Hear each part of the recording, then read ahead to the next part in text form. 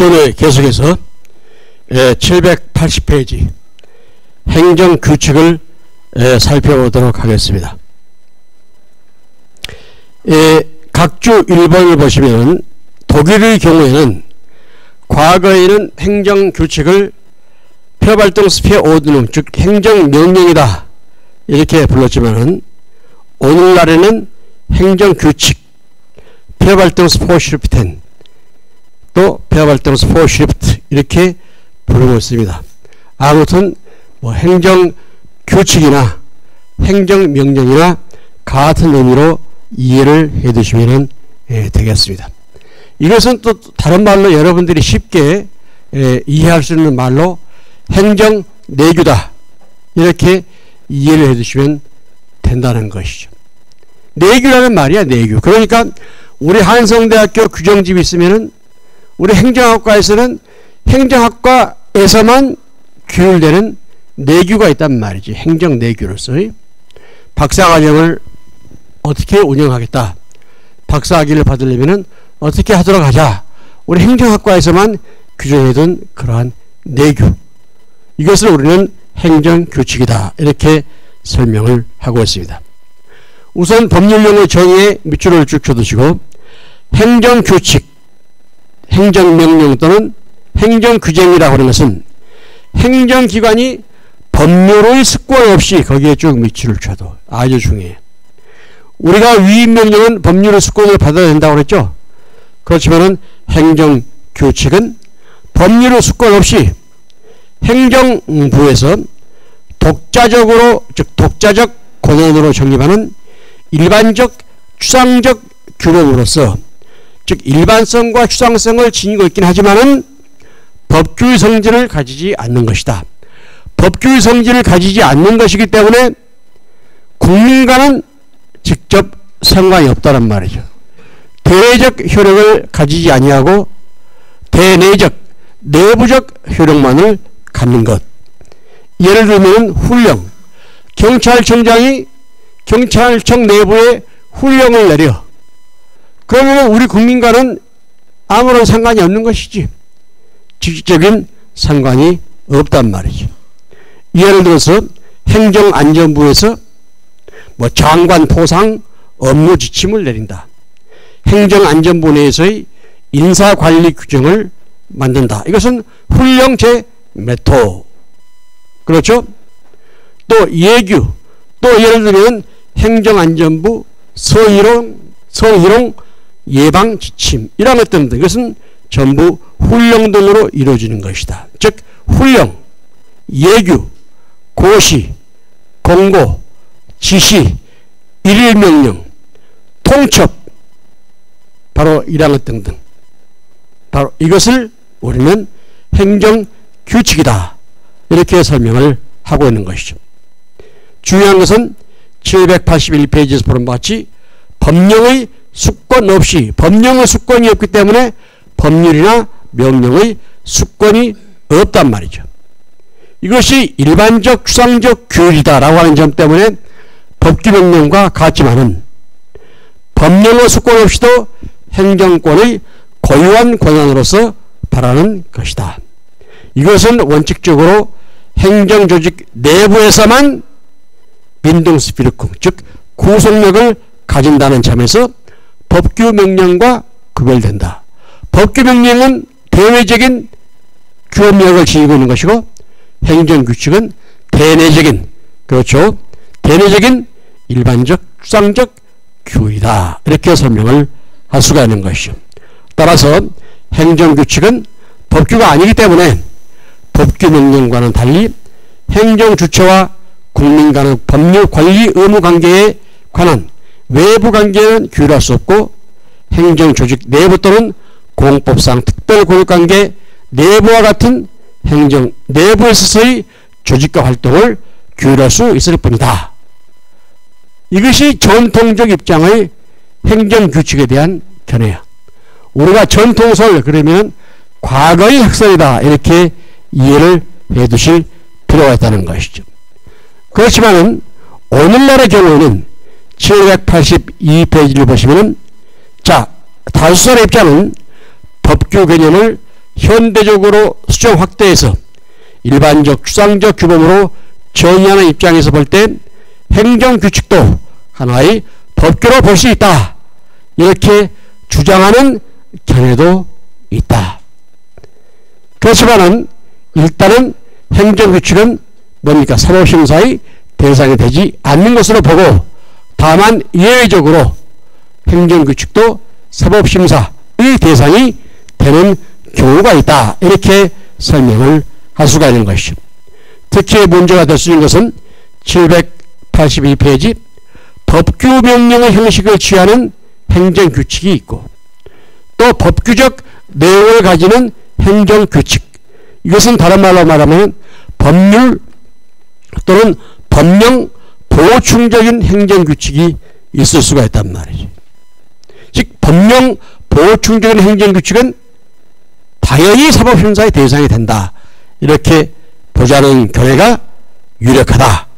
그 다음에 규범규칙과 행정규칙들이 있다라고 하는 것을 알아두실 필요가 있는 것이죠. 그래서 783페이지를 보시면은 행정규칙의 법규성 시비, 이것은 뭐냐면은 종래의 통설은 행정규칙은 비법규이다. 이렇게 설명을 하고 있지만은 오늘날에 있어서는 여러분들이 785페이지를 보시면은 법규성을 지니고 있는 경우도 있다. 이렇게 본다는 말이죠. 그래서 여러분들이 789페이지 판례를 보시면은 대법원 판례도 원칙적인 태도는 행정규칙의 법규성을 부인하고 있습니다. 행정규칙은 어디까지나 행정기관 내부의 법률관계를 규율하기 위한 것이다 이 말이죠. 그래서 이것을 원칙적으로 사법심사의 대상이 되지 않는 법규성을 인정하지 않지만은 예외적으로 793페이지 행정규칙의 법규성을 인정한 대법원 판례도 있더라 라고 하는 것을 알아두실 필요가 있는 것이죠. 예를 들면 훈령에 규정된 청문 절차의 법적 효력을 인정한 판례, 또 794페이지 국세청장의 훈령에 법규성을 인정한 판례, 또 795페이지 건설교통부 내부 지침이 항고 대상이 되는 행정처분에 해당된다. 이 말은 항고 대상이 되는 행정처분에 해당된다라고 보는 견해도 있단 말이죠. 단순한 이것이 행정내규라면은 행정처분이 아니지. 우리가 항고소송을 대상으로 삼는 것은 구시적 사실에 관한 법집행으로서의 공권력 행사 또는 그 거부, 그 밖에 이에 준하는 행정작용으로서 행정처분만이 소송의 대상이 되는 것이죠. 이것이 바로 항고소송의 대상이 된다. 안페시퉁스클라게 대표적인 것으로서 취소소송의 대상이 된다. 이렇게 보는데 바로 예외적으로 아까와 같은 즉 건설교통부 내부 지침이 항고소송이 되는 행정처분에 해당된다. 즉 취소소송의 대상이 된다. 이러한 판례를 내린 경우도 있다라고 하는 것을 알아두실 필요가 있는 것이죠. 예를 들어서 무허가 건물 자진 철거에 관한 서울특별시 예규 국세청 훈령은 재산 제세 조사 사무 처리 규정에 관한 판결, 건축사 사무소의 등록 취소 폐쇄 처분에 관한 규정에 관한 판결. 그 외에도 여러분들이 796페이지 아주 수많은 판례, 수십 가지 판례들을 내가 열거를 해두는데 바로 이러한 경우는 소위 예외적으로 사법심사의 대상이 된다. 이렇게 판시를 하고 있다는 것이죠. 특히 여기서 중요한 것은 법령 보충적 행정규칙인 경우, 즉 803페이지를 보시면은 법규적 내용을 가지는 행정규칙 이렇게 부르기도 하고 또 행정규칙 형식의 법규명령 이렇게 부르기도 하는데 이것은 법령 보충적 행정규칙을 말한단 말이죠. 여러분들이 행정규칙 그러면서 법령 보충적 행정규칙이다 이렇게 이해하는 게 편하죠. 행정규칙의 형식의 법규명령이다 또는 법규적 내용을 가지는 행정규칙이다 이러한 표현보다는 법령 보충적인 행정규칙이다. 즉 법률이나 명령의 내용을 보충해주는 바로 이러한 법령 보충적 행정규칙, 바로 이러한 경우에는 사법심사의 대상이 된다. 이렇게 설명을 하는 견해가 있습니다. 또 이 법령 보충적 행정규칙을 규범구체와 행정규칙으로 보아서 행정규칙으로 보는 견해가 있는가 하면은 이를 법규명령으로 보는 견해도 있다라고 하는 것을 여러분들이 견해의 차이가 있다라고 하는 것을 알아두시고, 일단은 행정규칙이라 할지라도 법령 보충적인 행정규칙은 하나의 사법심사의 대상이 된다. 이렇게 보고 있다는 것이죠. 808페이지를 보시면 아주 수많은 판례들이 쭉 설명이 되고 있습니다. 그렇죠? 예, 바로 이것은 법령 보충적 행정규칙이기 때문에 이것이 사법심사의 대상으로 되는 것으로 보자. 이렇게 설명을 할 수가 있는 것이죠.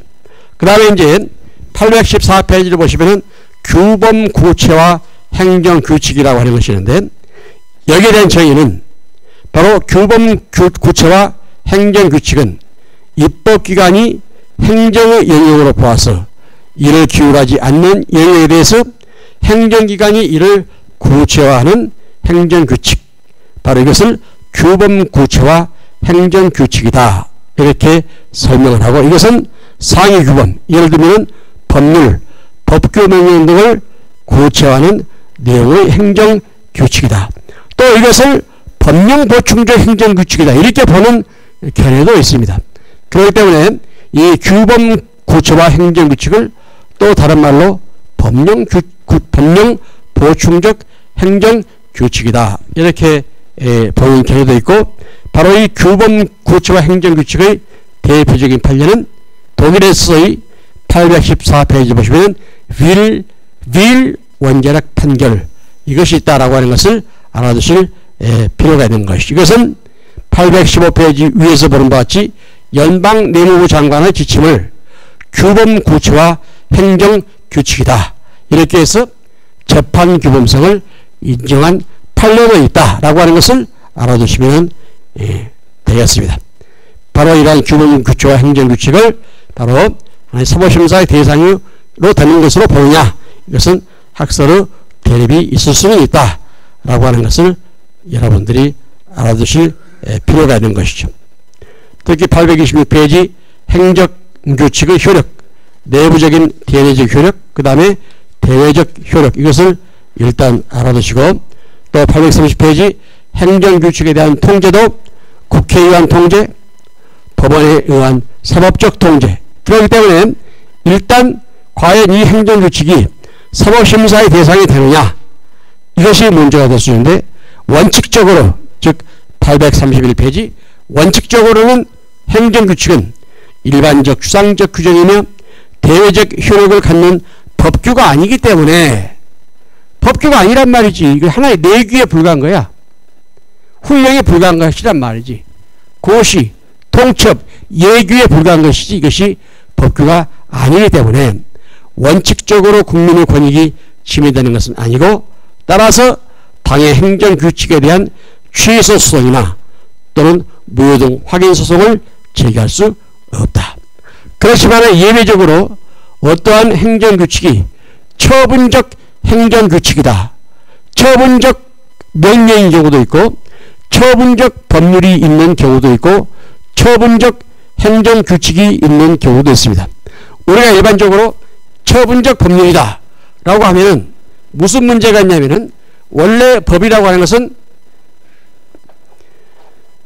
일반성과 추상성을 지니고 있는 것으로서 불특정 다수의 경우에 또는 불특정 다수인에게 적용되는 것이 바로 일반 법률의 특징입니다. 일반 법률의 특징. 그런데 처분적 법률이라고 하는 것은 처분 법률, 처분 제도도 마찬가지야. 처분적 법률은 국회에서 만든 법률이 행정이나 사법을 매개로 하지 않고 직접적으로 국민의 자유와 권리를 제한하거나 보장해주는 이러한 성격의 법, 이것을 우리는 처분적 법률 이렇게 부릅니다. 이 처분적 법률 외에 뭐 처분적 조례가 있을 수도 있는 것이고 처분적 명령도 있을 수도 있는 것이고 처분적 행정규칙이 있을 수도 있다는 것이죠. 바로 이 처분적 성격을 가지고 있는 것은 사법심사의 대상이 된다. 직접적으로 효력을 미쳐버려. 그러니까 예를 들어서 이러한 행정규칙이 소송을 제기당하려면은 그 행정규칙을 통한 어떠한 행정처분이 이루어져야 소송의 대상이 된다는 말이죠. 반드시 행정행위라는 것이 이루어져야 돼. 조례를 통해서 행정행위가 이루어져야 돼. 그런데 그 조례 자체가 행정행위라고 하는 중간 과정을 거치지 않고 국민의 자유와 권리를 제한시켜버리는 처분적 조례가 있을 수가 있단 말이지. 명령의 경우도 행정행위라고 하는 또는 행정처분이라고 하는 행정작용을 통하지 않고 그 자체가 직접 그 조문 때문에 그 글자 때문에 국민의 자유와 권리가 제한되어 버리는 이러한 성격의 것이란 말이지. 처분적 법률도 마찬가지야. 국회에서 법을 만들면은 그 법을 집행하는 행정기관이나 아니면은 심사는 사법기관을 통해서 구체적으로 규율되어야 될 텐데 이 법률이 사법이나 행정을 매결하지 않고 직접적으로 국민의 자유와 권리를 제한하거나 형성, 발생, 변경, 소멸시켜버리는 경우가 있을 수도 있단 말이지. 이것을 우리는 처분적 법률, 처분적 명령, 처분적 행정규칙, 처분적 조례. 내가 이전번 시간에도 말했지만 예를 들어서 대표적인 처분적 법률을 예를 들면 1. 개별 사건 법률 또는 개인적 법률. 두 번째 개별 사건 법률. 세 번째 한시적 법률. 개인적 법률은 특정한 소수 집단이나 개인에게 적용되는 법률.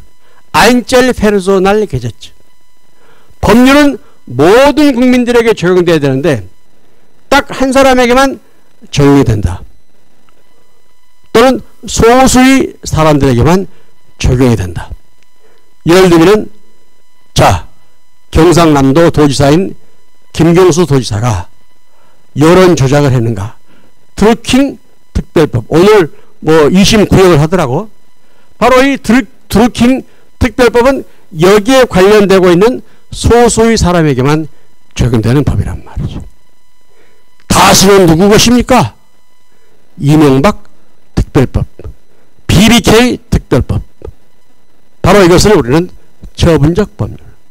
개별 사건 법률은 어떠한 사건을 대상으로 해서.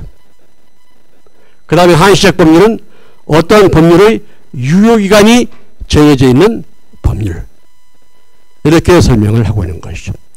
이것은 처분적 법률은 항상 특별법의 형식으로 이루어지고 있고 이것은 조금 전에 말한 바와 같이 항상 위헌적인 요소를 내포하고 있습니다. 그렇지만 현대 사회국가 원리에 따라서 어쩔 수 없이 이 처분적 법률을 인정하고 있는 것이 우리나라의 현실이지. 독일의 경우에는 독일 연방헌법 제19조 1항에서는 개별 사건 법률은 만들 수 없다. 아예 헌법에서 규정해버렸어. 또 개인적 법률은 만들 수 없다. 학살 판례가 개인적 법률을 부정을 해. 독일 연방헌법 19조 1항에서 개별 사건 법률을 여기서 만들 수가 없다. 왜? 이것은 인권 침해와 밀접한 관련이 있기 때문에 그렇단 말이죠. 예를 들어서 우리가 드루킹 일반 법에 의해서 검찰이 조사를 하고 수사를 하고 기소를 하면 되는 것이지 특별검사를 둬서 특별히 조사를 한다는 그 자체는 인권 침해 소지가 큰 것이지. 그렇죠? 예를 들어서 옛날 검찰총장 부인이 무슨 회사 사장으로부터 밍크코트를 선물로 받았는가? 그걸 조사하기 위한 특별법을 만들고 특별검사를 둬서 수사를 한다는 것은 위헌의 소지가 크지. 바로 이러한 특별검사 제도, 이것은 미국의 제도를 우리나라가 본받은 것이다. 이렇게 설명을 할 수가 있는 것이죠. 독일에서는 아예 이러한 처분적 법률, 이것은 금지. 왜? 인권 침해의 소지가 크기 때문에. 그러면 그 드루킹 특별법에 의해서 수사를 받는 사람들은 얼마나 괴롭겠어? 생각을 해봐. 그저 특별검사가 말이지 조사를 하고 그렇기 때문에 많은 문제가 있다. 이것은 삼권 분립의 원칙에 위반된다. 이렇게 주장할 수가 있습니다. 그렇지만 아까도 본 바 같이 사회국가 원리에 입각해서 어쩔 수 없이 이것을 우리나라에서는 인정을 하고 있고 과거에 이것이 사법시험에 나온 적도 있어. 처분적 법률을 논하라. 그런데 이것은 위헌 소지가 큰 문제가 있기 때문에 바람직한 제도는 아니다라고 하는 것을 알아두실 필요가 있는 것이죠. 자, 그 다음에 여러분들이 그 행정규칙에 대한 통제로서는 자, 처분적 행정규칙인 경우에는 바로 이것이 취소소송을 제기할 수 있다. 즉 여러분들이 보시면은 831페이지 처분적 행정규칙과 같이 당의 행정규칙에 의해서 직접 국민의 권익이 침해당했다고 인정되어서 국민이 직접 행정규칙을 다투지 아니하고는 도저히 권리구제를 받을 수 없는 특별한 사정이 있는 경우에는 행정규칙에 대해서 처분성을 인정해서 이것을 처분적 행정규칙이다. 그렇기 때문에 우리가 항상 항고쟁송의 대상이 되는 것으로서의 대상 적격으로서 반드시 행정처분만이 행정소송의 대상이 된다는 말이야. 내가 내린 행정처분일 때, 내가 어떠한 행정처분을 내렸을 때, 행정행위를 했을 때 그것이 사법심사의 대상이 되는 것이지, 단순한 행정행위는 법률행위야. 단순한 사실행위, 즉 법률행위가 아닌 어떠한 사실적 결과만을 요구하는 사실행위는 사법심사의 대상이 되지 않은 거야. 사실행위는 사법심사의 대상이 되지 아니한다라니까 야, 좀 권리구제를 해줘야 되겠는데 또 이것을 나누어서 권력적 사실행위와 비권력적 사실행위로 분류해서 권력적 사실행위는 항고소송의 대상이 되는 것으로 보자. 예를 들어서 우리 아파트 앞에 무엇을 설치해? 쓰레기 소각장을 설치한다. 쓰레기 소각장을 설치하는 행위는 단순한 사실의 결과만을 목적으로 하는 사실행위지만은 우리 의사에 의해서 반해지는 행위이기 때문에 권력적 사실행위로 보자 라고 해서 이때는 사법심사의 대상으로 보자.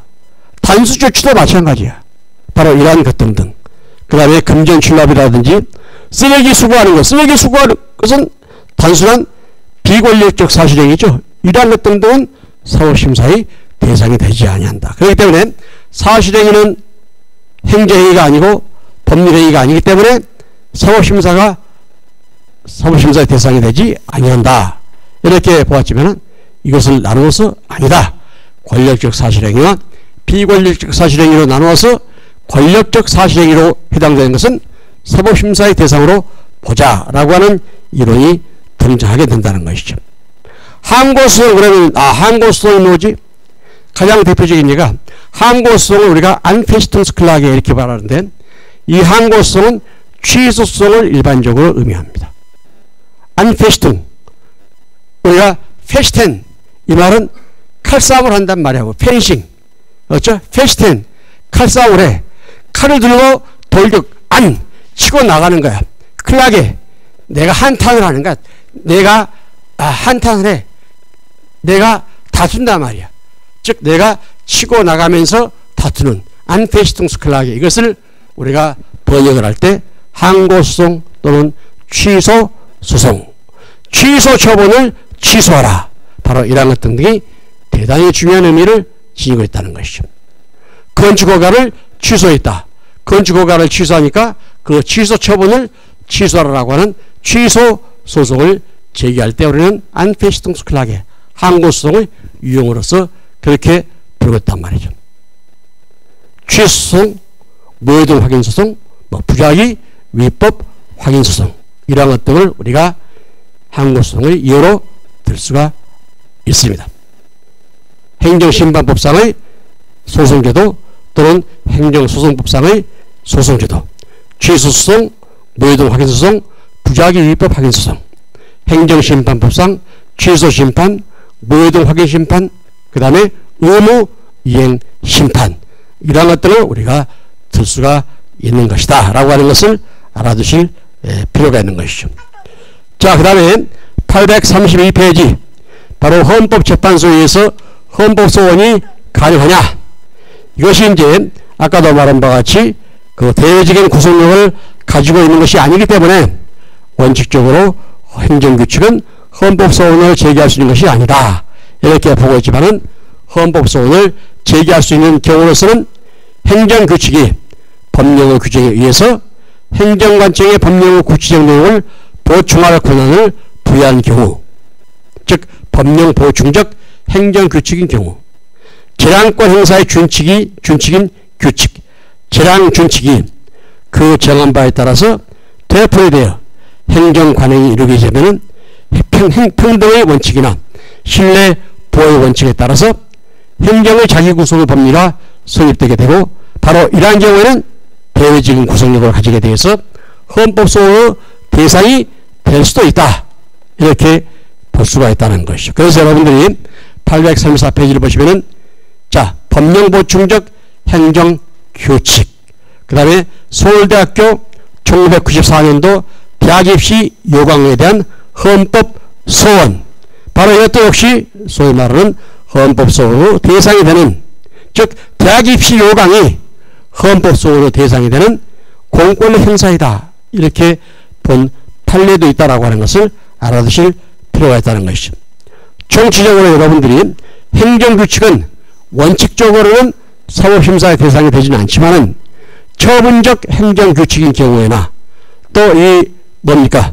행정규칙이 법령 보충적 행정규칙인 경우에는 사법심사의 대상이 되는 것으로 보자, 이렇게 여러분들이 이해를 해 두시면 되겠습니다. 그래서 여러분들이 846페이지 이하를 보시면은 소위 말해서 법규성을 인정한 판례, 법규성을 부정한 판례, 다수의 판례들이 존재하고 있다. 그렇기 때문에 개별적이고 구체적인 사안에 따라서 이 행정규칙의 처분성을 인정할 것이냐, 인정하지 않을 것이냐, 이것은 개별적인 사안에 따라서 또 개별적으로 판단할 수밖에 없는 것이다. 그렇기 때문에 행정규칙 그 자체는 행정기관의 내부관계를 규율하기 위한 것이지만 그 행정규칙을 따라서 어떠한 행정처분을 하게 되면 바로 국민의 자유와 권리가 제한될 수도 있는 경우가 있겠지. 바로 이 경우에는 사법심사의 대상이 될 수가 있다, 이렇게 보자는 것이죠. 자, 특히 여러분들이 853페이지를 보시면 법규명령과 행정규칙의 차이는 어떠한 점에서 차이가 있을까? 법규명령은 헌법에 근거를 하고 있습니다. 행정규칙은 또는 행정명령은 특별 권력관계에 근거를 하고 있다는 것이죠. 그렇죠? 특별 권력관계, 소위 특별 권력관계, 특수신분, 그가 지니고 있는 특수한 신분관계로 인해서 어떠한 권리가 형성되기도 하고 또 제한을 받기도 한다, 이렇게 설명을 하고 있는 것이죠. 특히 여러분들이 법규명령의 형식은 대통령령, 총리령, 부령 등등 이것을 말하고, 행정규칙은 훈령, 지시, 예규, 일일명령, 통첩, 바로 이러한 것 등등 어떠한 형식의 제한이 없습니다. 이것을 우리는 행정규칙이다, 이렇게 부르고 있습니다. 법규명령은 법규성을 인정하고 있다. 즉 법규성을 인정하고 있다는 말은 국민의 자유와 권리를 보장하거나 제한할 수 있다, 이렇게 표현을 하고 있고, 행정규칙은 원칙적으로 법규성을 부인하고 있다. 법규명령은 대외적 양면적 구속력을 지니고 있다. 대외적 구속력을 가지고 있다는 말은 행정주체의 상대방인 사인 또는 국민에 대해서 어떠한 법규범으로서 효력을 발생하는 것이고, 이것은 양면적 구속력을 지녔다는 말은 이 법규명령은 행정부도 거기에 기소를 당하고 국민도 역시 이러한 법규명령에 기소를 당한다, 이렇게 여러분들이 이해를 해두실 필요가 있는 것이죠. 이에 반해서 행정규칙은 아까도 말한 바와 같이 내규라고 했죠. 내규, 즉 대내적 일면적 구속력, 국민의 자유와 권리를 행정규칙을 통해서 제한할 수는 없단 말이죠. 다만 이 행정규칙이 법령을 보충해주는 성격을 지니고 있기 때문에 그 법령은 국민의 자유와 권리를 제한할 수 있는 것이지, 그렇기 때문에 이 행정규칙이 법률이나 명령을 보충해 줌으로써 결국 법률의 형식으로 또는 명령 형식으로 나타나기 것이기 때문에 이것은 사법심사의 대상이 된다, 이렇게 본다라고 하는 것을 알아두실 필요가 있는 것이죠. 그래서 여러분들이 자 854페이지를 보시면은 법제처에서 이제 재량행위 투명화 추진 방향 그래가지고 행정규칙의 문제점과 정비 기준, 이 내용이 설명이 되고 있습니다.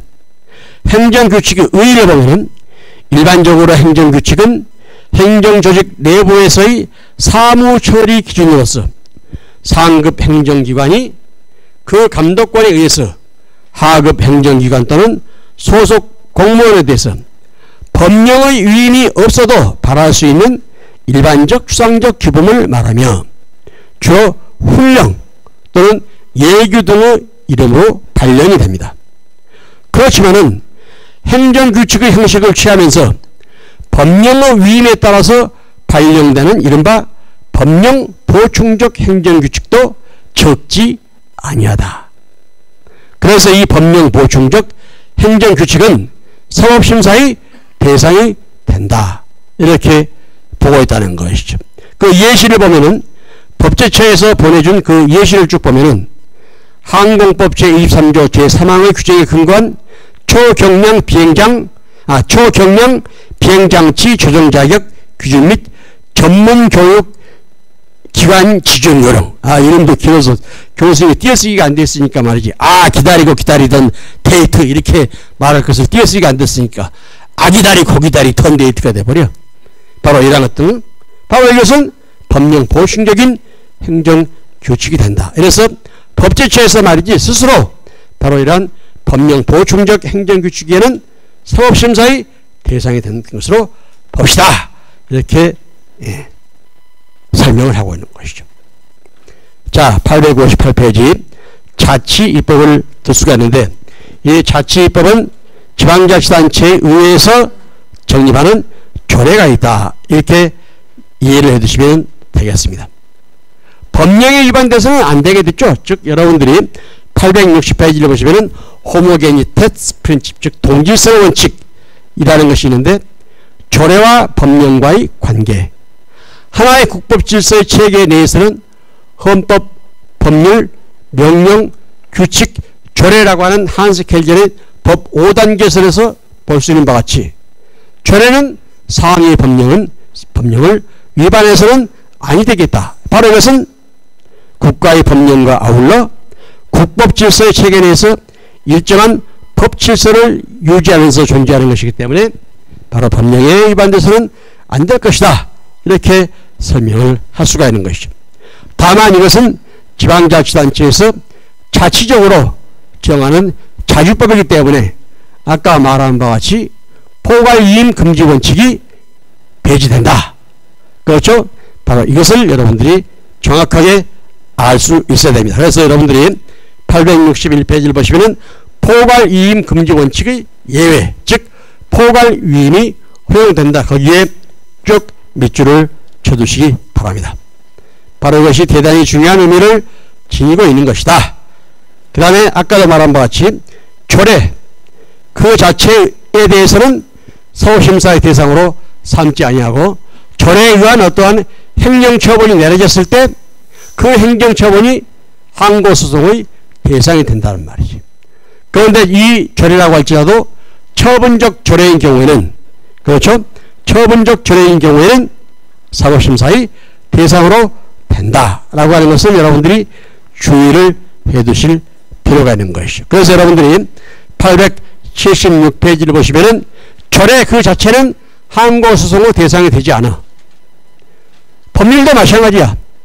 법률 그 자체도 항고소송의 대상이 되지 않지만은 그 법률을 통해서 조례를 통해서 어떠한 행정처분이 내려졌을 때 비로소 그 행정처분을 대상으로 해서 사법심사의 대상으로 삼을 수가 있다는 것이죠. 그렇지만은 처분적 법률, 처분적 명령, 처분적 행정규칙, 처분적 조례, 이것은 뭡니까? 사법심사의 대상이 될 수 있도록 한다.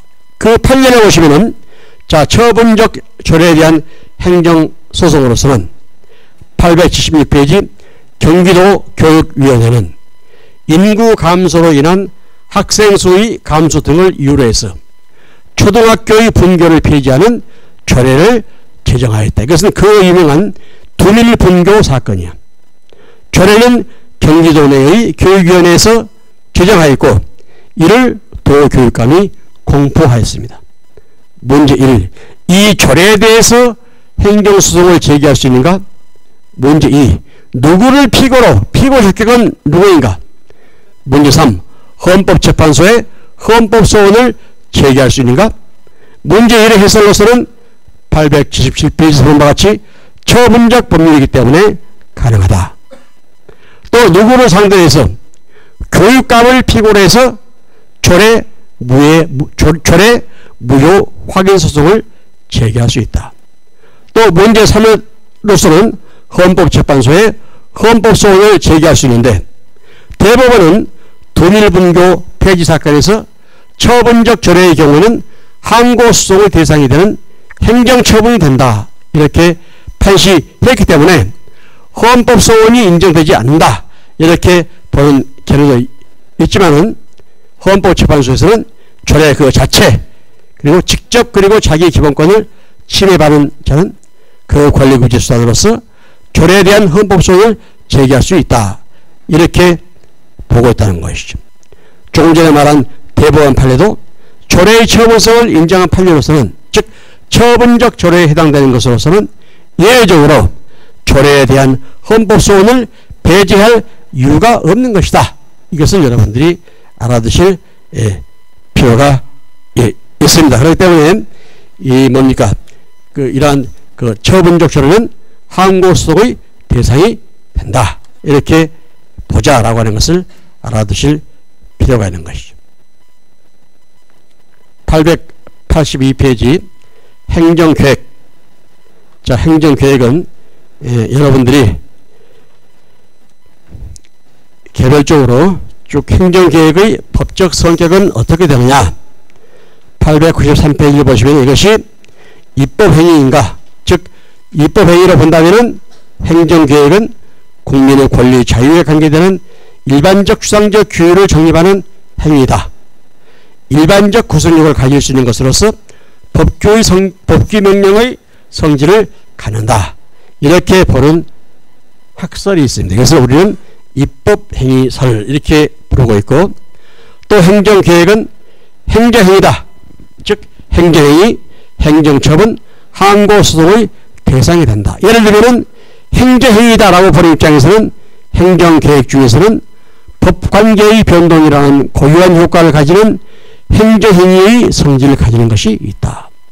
도시관리계획의 결정이 고시되면 도시관리계획구역 안의 토지나 건물의 소유자의 토지 형질 변경, 건축물의 신축, 개축 또는 증축 등 권리 행사가 일정한 제한을 받게 되는데 이 점에 비춰볼 때 도시관리계획 결정은 특정 개인의 권리 내지 법률상의 이익을 개별적이고 구체적으로 규제하는 효과를 가지므로 이것을 하나의 행정처분이라고 할 수 있고 따라서 이것은 행정소송의 대상이 된다. 이렇게 보는 견해가 있단 말이죠. 비판으로서는 행정계획은 소위 말해서 행정목표를 달성하기 위한 행정활동의 기준을 제시한다 라고 하는 점 때문에 우리가 구체적 사실에 관한 법집행으로서의 권력적 단독행위다 라고 부르는 행정행위와는 구별돼야 라고 하는 견해도 있다 라고 하는 것을 알아두실 필요가 있는 것이죠. 판례는 또 예외적으로 뭡니까? 여러분들이 897페이지를 보시면 처분성을 인정한 판례, 또 898페이지 처분성을 부인한 판례, 그런 판례들이 있다. 바로 이러한 점 때문에 899페이지를 보시면 개별적이고 구체적인 사안에 따라서 이것을 처분성을 인정할 필요도 있는 것이고 또는 처분성을 인정할 수 없는 경우도 있다라고 하는 복수성질설 또는 개별적 검토설의 입장도 있다라고 하는 것을 알아두실 필요가 있습니다. 그 사례를 보시면은 900페이지 부당한 도시계획 결정에 대해서 행정소송을 제기할 수 있는가? 그 도시계획 결정, 이것은 하나의 행정결정이지만은, 행정계획이지만은 이것이 뭡니까? 소위 말해서 항고소송의 대상이 될까? 행정소송의 대상이 될까? 이것은 다툼이 있는 것이다. 이렇게 여러분들이 이해를 해주시면 되겠습니다. 우리가 간단하게 말해서 이래. 내가 여기에 토지를 가지고 있는데 행정계획이 설정이 됐어. 앞으로 이것은 여기에 어떤 무엇을 만들겠다라고 하는 행정계획이 결정되어버리면 내가 경우에 따라서는 내 토지에 대한 재산권 행사가 제한되는 경우가 있을 수가 있는 것이죠. 내가 이 동네에 살고 있는데 앞으로 이 동네를 반으로 뚝 잘라서 여기에 고속도로를 설치해버리겠다 하면은 이 행정계획 때문에, 이 도시계획이라는 행정계획 때문에 나의 재산권이 침해되는 경우가 얼마든지 발생할 수가 있는 것이죠. 바로 이것은 하나의 행정처분이다. 이렇게 보아서 사법심사의 대상이 되는 것으로 보자는 말이죠. 그렇기 때문에 우리가 이걸 생각을 해야 돼. 항상 사법심사의 대상이 되는 것으로서 행정작용은 행정행위 아니면은 행정처분이어야 돼. 행정행위는 법률행위란 말이죠. 즉 구체적 사실에 관한 법집행으로서의 권력적 단독행위다. 이 행정행위라는 개념은 교수님이 수업시간에 말하는 강학상의 개념이고 실정법상의 개념으로서는 행정처분 이렇게 부르고 있습니다. 행정처분이 사법심사의 대상이 된다고 행정심판법이나 행정소송법에서 규정을 하고 있는 것이죠. 행정심판법에서는 처분, 행정소송법에서는 처분 등 그랬으니까 행정처분이든지 아니면은 행정심판, 그러니까 행정처분이거나 또는 행정심판의 재결, 이것이 행정소송의 대상이 된다는 것이죠. 그러면은 과연 행정처분이란 무엇이냐? 구체적 사실에 관한 법집행으로서의 공권력 행사 또는 그 거부, 그 밖에 이에 준하는 행정작용, 이것이 바로 행정처분이다. 이렇게 규정을 하고 있고, 행정처분인 경우에 사법심사의 대상이 된다는 것이죠. 즉 항고쟁송의 대상이 된다. 그렇기 때문에 과연 이 행정계획을 상도로 해서 우리가 사법심사의 대상, 즉 권리구제를 받으려면 어떠한 행정계획이 행정처분으로서 인정을 받느냐 또는 인정을 받지 못하느냐에 따라서 결정되는 것이다. 이렇게 여러분들이 이해를 해두실 필요가 있다는 것이죠. 자, 여러분들이 바로 이러한 그 행정계획에 대해서는 대충 이 정도로 여러분들이 이해를 해두시면 되겠습니다. 특히 이제 여러분들이 그 920페이지를 보시면은 계획재량과 계획재량에서의 사법적 통제, 특히 형량명령의 원칙이라고 하는 것이 있는데, 이것은 우리가 이제 건설계획, 우리가 이런 걸 생각할 수가 있어요. 건설계획을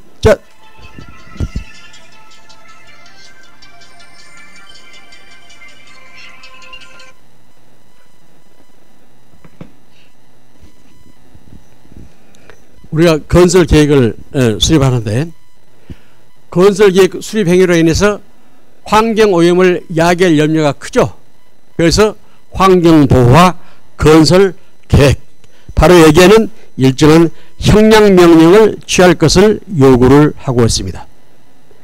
여러분들이 923페이지를 보시면은, 자, 이 형량명령이라고 하는 것은 형량을 해야 되는데 이익 형량을 하지 않았다. 또 어떠한 형량에 흠결이 있었다. 또 형량평가에 어떠한 가오가 있었다. 또 비례의 원칙에 위반되는 형량이 이루어졌다. 라고 할 때는 일종의 하자가 있는 행정계획이다. 이렇게 보였다는 것이죠.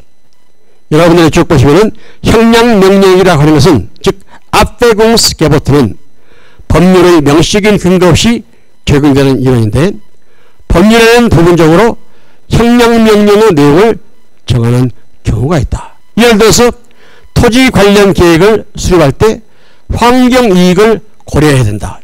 환경이익 평가를 해야 된다.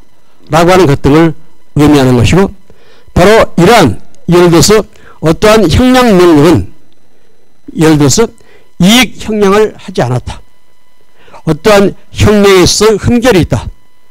과오가 있다. 또 비례의 원칙에 위반되었다. 라고 할 때는 바로 행정계획이 위법하다. 이렇게 보는 내용이 바로 형량명령이다. 이렇게 여러분들이 이해를 해두시면 되겠습니다. 특히 여러분들이 925페이지를 보시면은 그 독일에서의 형량명령의 원칙, 이것을 중요한 기여한 판결은 1972년의 10월 20일자 소위 말해서 판유리 사건이었다.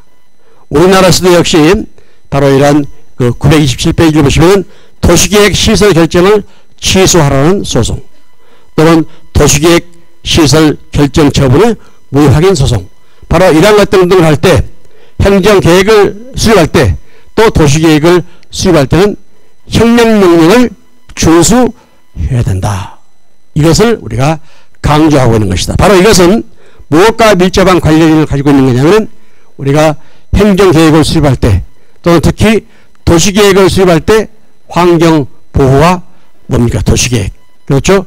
독일 건설법에서 유래되고 있는 그 이론들이다. 이렇게 여러분들이 이해를 해 두실 필요가 있는 것이죠. 자, 이 행정계획과 관련해서는 여러분들이 개별적이고 구체적인 내용은 여러분들이 개별적으로 읽어보시고, 특히 이 행정계획에 대해서 소송을 제기할 수 있는가 948페이지를 보시면 행정계획의 처분성 인정 문제, 항상 이것이 문제가 될 수가 있다는 것이죠. 원칙적으로 행정계획은 행정처분이 아니기 때문에 사법심사의 대상이 안 된단 말이지. 그런데 이런 행정계획 때문에 결과적으로 기본권이나 재산권을 침해당할 수 있는 문제가 발생할 수 있기 때문에 과연 이것을 행정계획이라고 해서 무조건 처분성을 인정하지 않을 것이 아니라 행정계획에도 일정한 처분성을 인정할 필요가 있지 않느냐, 이렇게 볼 수가 있다는 것이죠. 예를 들어서 공설 화장장 설치 계획 결정에 대해서 취소송을 제기할 수 있을까? 예를 들어서 상수원 보호구역이면서 인가로부터 1km 이내에 공설 화장장을 설치하도록 하는 도시계획을 결정했다. 그럼 어떻게 될까? 그 인근에 사는 주민들이 취소송을 제기할 수 있을까? 바로 이것이 문제가 될 수가 있다는 것이죠. 또 950페이지 헌법소원 문제. 아까도 우리가 본 바와 같이 서울대학교 입학시험, 요강, 국립대학 입학 고사 요강과 헌법소원의 제기 가능성. 아까도 설명을 했지만은 헌법소원을 제기할 수 있다. 바로 이렇게 헌법재판소에는 판시를 한 바가 있다라고 하는 것을 알아두실 필요가 있는 것이고, 그렇기 때문에 행정계획은 원칙적으로 사법심사의 대상이 되지 않는다. 그렇지만은 그 행정계획으로 인해서 우리의 재산권이 침해된다든지 바로 이러할 경우에는 권리구제를 받을 수 있는 것이 아니냐, 이렇게 설명을 할 수가 있다는 것이죠. 또 행정계획에 대해서 여러분들이 935페이지를 본다면은 행정계획과 신뢰보호가 문제가 될 수가 있습니다. 우리가 지금 도시계획을 어디에 하려고 한다. 그렇죠? GTX를 설치하고자 한다. 어디에 무슨 지하도시를 설치하고자 한다. 라고 하는 행정계획을 신뢰했으면 그 행정계획을 계속해서 보장하라. 라고 하는 계획보장 청구권이 인정될까? 또 경우에 따라서는 939페이지 계획 변경 청구권이 인정될까? 이러한 문제. 또 944페이지 그 행정계획을 계속해서 존속시키라 라고 하는 계획 존속 청구권이 인정될까? 또 946페이지 계획 준수, 집행 이행 청구권이 인정될까? 또 947페이지 경과조치 청구권이 인정될까? 이런 내용들을 여러분들이 개별적으로 쭉 읽어보시기 바랍니다. 중요한 것은 과연 이 행정계획을 상대로 해서 안페시턴스 클락에 취소 소송을 제기할 수 있는가? 이것이 문제가 될 수 있다. 또 헌법 소송을 제기할 수 있느냐? 이것이 문제가 될 수가 있다는 것이죠. 자, 952페이지를 보시면은 행정행위. 우리가 이제 본격적으로 행정법 시간에 행정행위란 무엇인가? 또 행정처분이란 무엇인가? 이것을 공부를 하게 될 것입니다. 네, 여러분들 얼굴을 쳐다보니까 내가 관심법을 좀 쓸 줄 아는데 수업을 계속하게 되면은 저항권을 행사하기 일보 직전인 것 같아. 오늘 수업 여기까지 하도록 하겠습니다. 우리가 본격적으로 이 다음 시간에 행정행위란 무엇인가? 이게 행정법 총론에서 제일 중요한 내용이야. 어떤 면에서 본다면 행정행위 이것만 설명하고 끝내도 돼. 행정법 시간에. 그 다음에 행정행위 무효, 취소, 철회, 행정행위 부관 이것만 하면 다 끝나는 거야. 그렇기 때문에 우리가 행정행위를 하기 위해서 우리가 하나의 기본적 토대로서 지금까지 수많은 행정법 이론을 연구하고 공부했다라고 하는 것을 알아두시면 되겠습니다. 수고했습니다. 오늘 여기까지.